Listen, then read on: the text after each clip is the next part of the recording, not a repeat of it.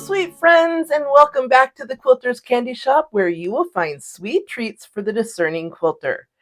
Today I have a super sweet project that will make your heart go pitter-patter. This darling little quilt project from Riley Blake Designs is a 30-inch table topper. It's made with two 2.5-inch mini charm packs. But what if we made this pretty little quilt into a gorgeous 68-inch throw by using two 5-inch squares instead? I am totally up for this challenge, and I hope you'll join me for this tutorial today. What a cute gift this would be for a new mother and baby, or a sweet granddaughter and her baby dolls, or like I'm going to do, I'm going to make the quilt for my 22-year-old niece and then turn the small quilt into a giant pillow for movie night with the family. You can get the kit for the small pixel heart or for the large pixel heart, or pick up both. Just go to www.thequilterscandyshop.com. That's SHOPPE shop.com. The opportunities are really endless. Let's get started. First, we're going to follow the pattern and make the small 30-inch wall hanging. This way you can see the detailed instructions, the construction process, and my tips to improve the assembly of this small quilt. Then we'll go over the math and measurements for the conversion to the larger quilt, where the instructions, construction, and assembly will be the same. This pattern is available for free at RileyBlakeDesigns.com. Just go to their website and click on the free patterns tab, and then on the quilt projects menu. There you will find a ton of quilt patterns available to download for free. However, if you purchase one of our kits for these projects, we will include the printed version of the pattern at no additional charge. We're going to be making this darling purple heart using the Buds and Butterflies collection from Riley Blake Designs. These sweet prints reflect a childlike innocence with fluttering wings and trailing blossoms in a vibrant color combination of pink, purple, teal, mint, and navy. This is a quilt that will last a lifetime. The small pixel heart pattern takes two 2.5-inch mini stackers, 3/4 of a yard of background fabric, and 1/3 of a yard for binding. There is an error in the cutting instructions for the background. Change the size of square G from 10 inches to 10.5 inches square. That's it. That's the only changes we need to make. Now, let's put this together. Hey, scrap busters! This is a great opportunity for you too. If you sort your scraps by color, go pick a bin and grab a handful of prints and start cutting 2.5-inch squares. Look at this beautiful pixelated heart. Except for the background, it is entirely from my scraps bin. If you sort by size, break out that 2.5-inch bucket and start counting out 70 squares that you think go great together. And if you sort by fabric collection, designer, or manufacturer, this is the perfect project for one of those smaller bags of scraps where you didn't have that much left, but you loved it so much that you just couldn't throw it out. Well, here's a chance to use it up. This heart came from the leftovers of the Sunshine and Chamomile collection that we used for the barn door by Poppy Cotton. And I combined it with some Riley Blake basics that were also in my bins to fill in where I didn't have quite enough. And look how country cute this turned out. Oh, and one last thing on scraps. If you have a crumb bin that is overflowing, try sewing 2 or 3 crumbs together to make pieces you can trim into 2.5-inch squares. That is going to make a beautiful fractured pixelated heart. Are you ready? Let's go! The cutting instructions for the background fabric can be found on page 2 in the second column right here. I recommend pre-cutting all your background fabrics, starting with the largest pieces and working your way to the smaller pieces. So in this case, we're going to start from the bottom and follow the cutting instructions backwards from the bottom up. Don't forget to label your pieces. Of course, all the instructions for cutting are in the pattern, but I'm going to go through the cutting of the small pieces, and then later we'll do the conversion for the large pieces. Don't forget to straighten up your end. It's very important. And the 2-ruler method makes life easier. Look at that. No blood. All right, the first cut is a 10.5-inch wide strip width of fabric, and you can see I have my fabric double folded over. Here's the fold from off the bolt, and then folded again with the selvage closest to me. That's the way I like it, but you can do it however you like. And then we're going to cross cut the 10.5-inch squares. We need 2 10.5-inch squares, and these are the ones that go in the corners of the heart. So that's easy. We just take off the selvage and cut 2 10.5-inch squares. So remember, if you've got a pattern in front of you, I'm starting from the bottom and working up. So we have 2 10.5-inch squares, and these are G. We got to get our koala pin cushion. We're going to use a lot of pins. And we're just going to set those aside. Then we're going to cut a 6.5-inch by 10.5. Remember, this strip is already 10.5. It's already folded, so I'm cutting 2 6.5-inch strips at one time. We need 3 of them, but I'm going to go ahead and pin this as E so I can move it out of the way. And then this one has to be folded open to cut the next one. So I'm going to press out this fold.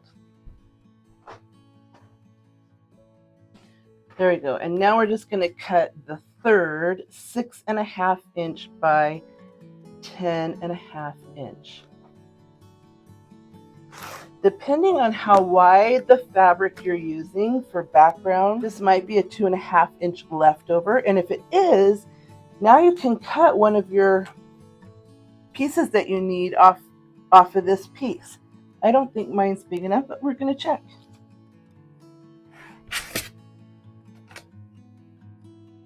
No, 2 1/4. Not big enough, so this is going to go in my happy little background scrap bin. All right, so next we need 1 4.5-inch strip with the fabric. So that's easy. Everything's nice and straight already. We're going to cut off the selvage. And we need a 4.5 by 10.5-inch.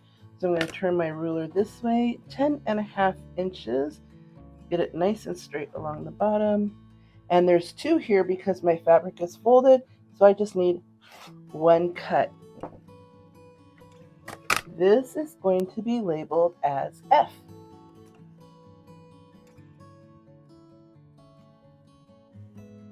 If we'd have cut the other way with the small pieces first, this would just be left over. But this is a beautiful piece of fabric, and look, we have more things to cut, even in the 4.5. So we need 3 2.5 by 4.5, and this is already 4.5. So why would I need to cut another strip when I can just cut it off of here?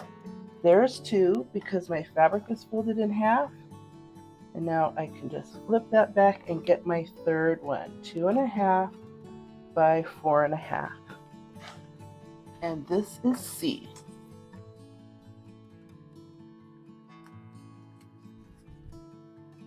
Now I have this really nice piece left over here. Again, I'm going to go press out this fold.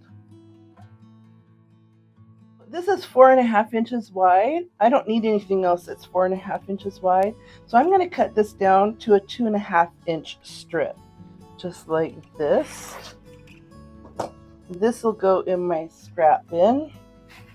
And I could cut one of my 8.5-inch here, but I think I get better use of fabric if I cut 2 of my 6.5-inch. And look, it's going to be perfect. So now I've got 2 of the label B. I only need to cut 3 more. Now the instructions would have you cut 3 2.5-inch strips, but we've already gotten rid of quite a bit of what we would take out of 2.5-inch strips, so we only need to cut 2 2.5-inch strips. I'm just going to cut those really quick. 1 and 2. And now look, this is all leftover fabric. This is going to go in my scrap bin, and it's just a great background piece. I'm going to keep my pieces folded in half so both selvages are at one end, and I'm going to stack them like this. This is going to save me a little bit more time. And yes, even on a little tiny piece like this, I still have this ruler handy. 2 ruler method, no cut fingers, no wobbly mistakes, and everything's good to go. We need 4 2.5 by 8.5-inch pieces, and because I have these stacked, there's 4 right here, so I just need 1 cut of 8.5 will give me all 4 of the pieces I need to label as D. Next, I'm going to bring my bees back because I got to get 3 more bees in here. So there's 4 layers right here. I don't need 4 more. I only need 3 more. So I'm going to take this layer off, and I'm going to make 2 6.5-inch cut right here. And now I can open this up. And this small of a piece, I'm not going to press that open. That's okay. I'll press it later. And look at that. 1 6.5. And now I have all 5 of my letter B. That just leaves piece A. And piece A is 3 2.5-inch squares. So I can cut 2 of them out of this piece. 1, 2, little scrap. These are going to be A. I need 1 more, and look at it. I've got this beautiful strip right here. I'm just going to pull this piece over like that. 2.5. And look at that. You watched me cut this in real time, and it was a lickety split. Watch to the end of the video to get the measurements to convert these pieces to work with a 5-inch charm pack for the large pixel heart. There we go. There's everything we need for the background for the small pixel heart. Next, we're going to combine our 2 charm packs. I want to match up the prints that are the same, and I also want to sort by color. There we go. I'm going to do this with the whole pile. And here I have my charms sorted. I've got the prints all together, and I've got the colors together, and also by value, so lights to darks. And I know from doing this previously that I'm going to end up using more darks than I am lights, but this way I can pick and choose what I want. You need 70 2.5-inch squares total. If you're using a charm pack like I am, you can just pick out your favorites and let the remaining 14 pieces find a comfortable resting place in your scrap bins. The pattern has excellent instructions and graphics throughout, with 1 major missing piece: no pressing instructions. With as many seams as this quilt has, pressing instructions are going to be critical. So I'm going to tell you how I pressed mine. The first set of instructions is for the top row. These blocks are very fast and easy, and all 3 of these blocks will be assembled horizontally, making seam allowance management a breeze. Let's make the upper left corner. You will need an E piece, a D, and a B in the background. And you will need 3 of your charm squares. One thing to keep in mind is you will want to have medium to dark strong prints for the outside edge of the heart to really keep the shape of the heart as you're putting this pixel heart together. Now here's the important part. Sew these together horizontally and press the seam allowance on the bottom to the right and then to the left. That way these two will nest when you go to sew them together, and then put this on top. Okay, here is the upper left corner block. Seam allowances towards the color, away from the color, and up. The opposite corner, you're going to make exactly the same. And the seam allowances are going to go in the same direction. You're going to be tempted, because they're on opposite sides, to press these this way, but no. These seam allowances go this way, these seam allowances go this way as well, this seam allowance goes this way, same as this one, and these go up. One thing I have found after making a couple of these quilts, when it comes to these outside edges, and I'll keep bringing this up, is that make them in mirror image. It really looks good. It still looks scrappy, but it has a cohesiveness that really aids in the pixelation of the heart. So I have these three are exactly the same prints in the same order. Okay, now let's make the center block. For the center, you need the last E block, one more B block, and one A block. I guess I just called them all blocks when they're really pieces, but I think you can decipher what I mean. So E, B, and A, it looks like this. And here is the center of the top row. Just one more reminder, you're going to get tired of hearing this, but it's so important for this particular quilt.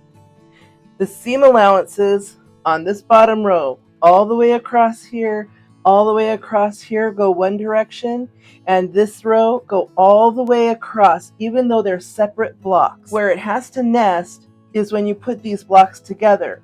So this block goes up, this block goes down, this block goes up. And now we can put these together and they're going to line up beautifully. And here's the top row, and the top bumps of the hearts are in shape and it's starting to look good. One more thing I'm going to propose to you that's a little different than normal. When we make a 9-patch block, we usually press these two in, these two out, these two in, but in this case, no. We're going to make these both go to the right, and they will match these seam allowances along here. So all of these seam allowances, including these that go with the block, all go to the right. Now when we do the next row and we have lots and lots of blocks along here, they're all going to go to the left. And that'll make it so easy for putting this together. Let's move on. The directions next instruct you to do the center row, but we're going to skip ahead and we're going to get the third row done, which is super fast and easy because there's only one block with piecing. The background pieces you need for the center block in the bottom row are 2 D blocks, 2 B blocks, and 1 C block. And simply fill in the spaces with your charm squares. This square is going to get assembled in vertical rows. Sew each row together like this, and your seam allowances will go up, down, and up. There's 5 rows, so as long as you remember up first, you can't go wrong. Up, down, and up. That's going to make these nest nicely when they come together, and you're going to press all of these seams to the right. Here's the block, and here's the row. And even without the center row, you can already see the heart shape being defined, and that's because we use the stronger colors along the outside. Now we're going to make the center row, starting with the 2 side blocks. The background pieces you need are everything that's remaining. You have an F, a C, and an A, and the same thing on the other side. begin by just filling in the small squares that are necessary to complete the block, but don't sew this block together. And do the same thing on the other side. I recommend you make these 2 bits in mirror image, and this is going to make it very easy to lay out and also for you to get some consistency on spreading out the lights and the darks, the prints and the colors. Also, this allows you to create this line right here and the round corner that's going to make the shape of the heart. So that's why we want to lay these parts out first. Once you've got a good plan for the layout of the 2 side blocks, then you can start working in on the center block. This block is a 5 by 5 square, so there's 25 squares going to go in here. I'm going to continue to make these mirror image, and I think when I'm done, you'll see it looks great. Now, as you're putting the pieces in here, if you're running out of options, it doesn't mean you can't change something here. That's why we haven't sewn these together. So you have some options if you want to trade some things out. I purposely made the bottom tip a nice strong color, and I'm going to repeat that piece up here. And the reason why is this piece and this piece are a pivotal point. When the eye is traveling around the quilt, this is a place where it changes direction. Same with here. So as the eye is looking around and you stop here and you come back up and you stop here and you come back around, that's why I like these being strong. After making a couple, it really made all the difference. So now you can just start laying out the pieces in here. Now, to make this row, we are actually going to make the 2 side blocks first and then the center block. You're going to sew this block vertically, just like you did this center one in the bottom row. You're going to sew together these 3 columns, pressing your seam allowances up, down, and up. Once you have your columns completely sewn together and pressed in the proper direction, sew the columns together, add on piece F, and then press all your vertical seam allowances to the left. Repeat the same process with your other side block. Sew the vertical columns together, press the seam allowances up, down, and up, and when you sew these columns together and add on piece F, all these vertical seam allowances are going to press to the left. And our side blocks are done. Now, what to do with this center block? My intention was to show you a really slick technique called webbing. If you've never done webbing before, it's a really fast way to put a lot of little squares together like this. But since I'm afraid this video is going to go way too long, I think I'm going to do another video about webbing. Leave a comment below if you have ever used webbing, if you'd like to know more about webbing and assembly line sewing, or if you'd like a tutorial on how to do webbing. For the purposes of this video, we're going to continue sewing these pieces together just like we did these 2 side blocks. You're going to sew these in vertical columns. Now that these are done, it's really important that you continue in the vertical columns because otherwise they will not nest with these side blocks. And after all the work we've done, you want these to go together nicely. To get these to nest, you're going to start by pressing seam allowances down, up, down, up, down. It doesn't matter which side starts first because both sides are going to go down, then up, and then down. Once you have these pressed, then sew the columns together, and all of these vertical seam allowances are going to go to the left, just like these, and opposite of this row and this row.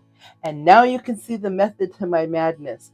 All of these right along here are going to mesh perfectly here, and all of these up here are going to nest perfectly here, and it's going to be a breeze.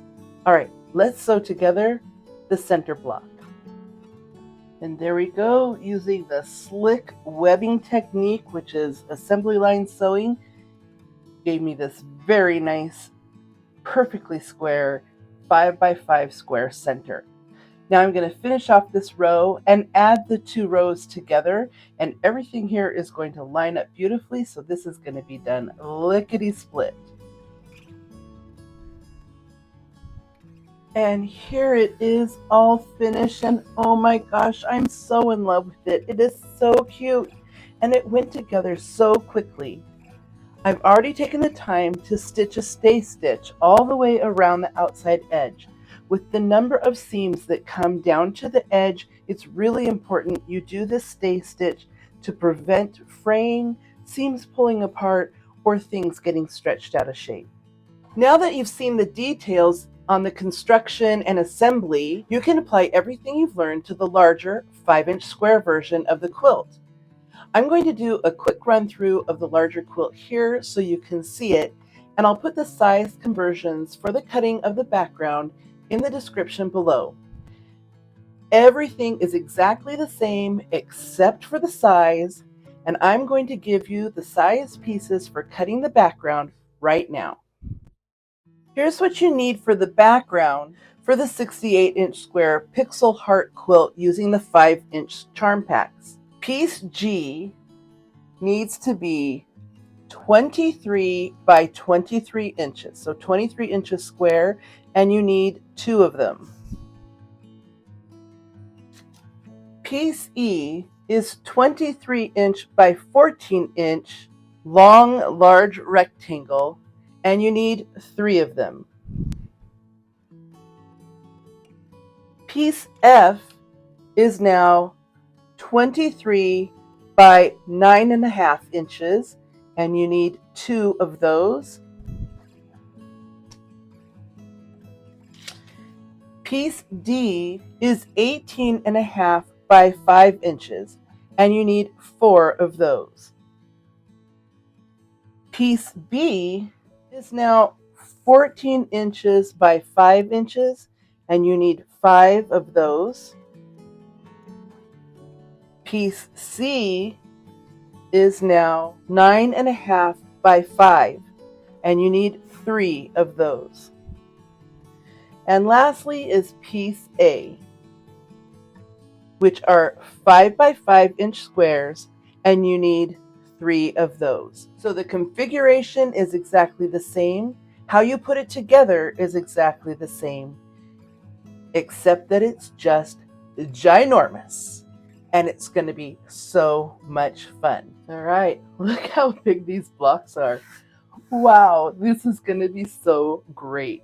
So this is block number 1. It goes clear up in the upper right hand corner, and the upper left hand corner is exactly the same.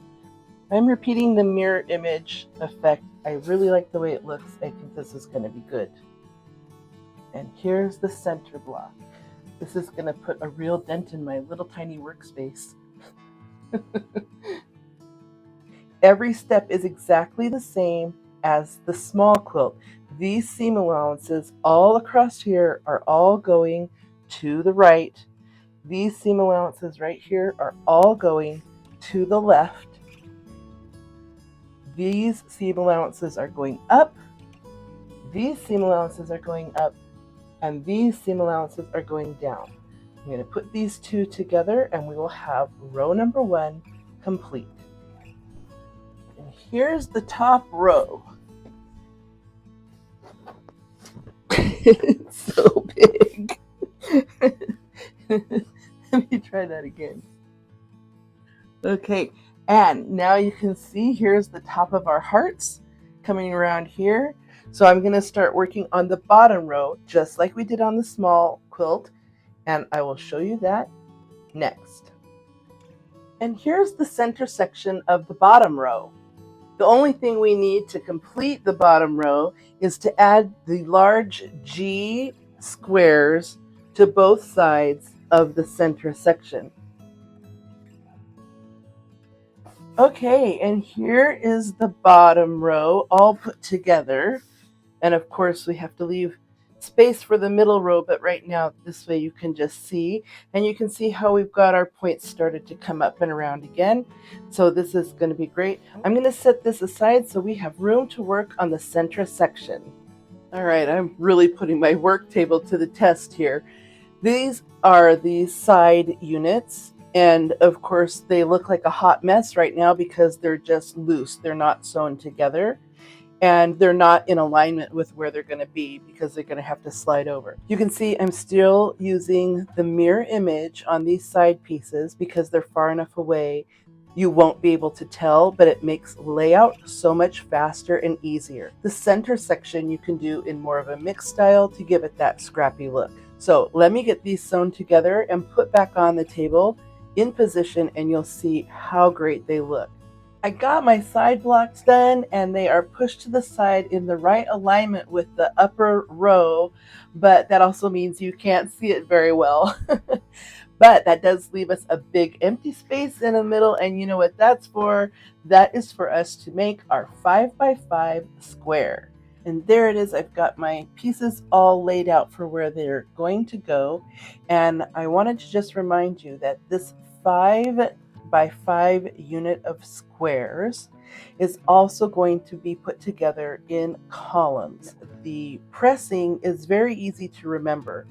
It's down on the outside. So down, up, and down. It's kind of like a W. Down, up, and down. I'm going to put this one together, and I'm going to go ahead and put the sides on, and we'll have the center row complete. Well, here it is in all its glory. Sort of. Since my work table is so small, you can't even tell it's a heart. But stick with me, and I've got a better view coming up in a second. For the backing of my large pixel heart, I have chosen this wonderful plum floral that comes with the Buds and Butterfly collection. My niece loves purple, and this will be the perfect finishing touch. And for the small pixel heart topper, I'm going to be turning this into a giant pillow. So I'm going to use a more decorator type print. It kind of looks like a woven brocade, and well, it's also purple, so perfect. Okay, and now for the big finish. Oh, that's much better. Now you can see the whole thing. Look how cute that is. That is going to be so perfect for my niece. I hope you enjoyed our Pixel Heart tutorial today. Give us a thumbs up and share this with your friends. Don't forget to subscribe so you know the next time we make another sweet video like this.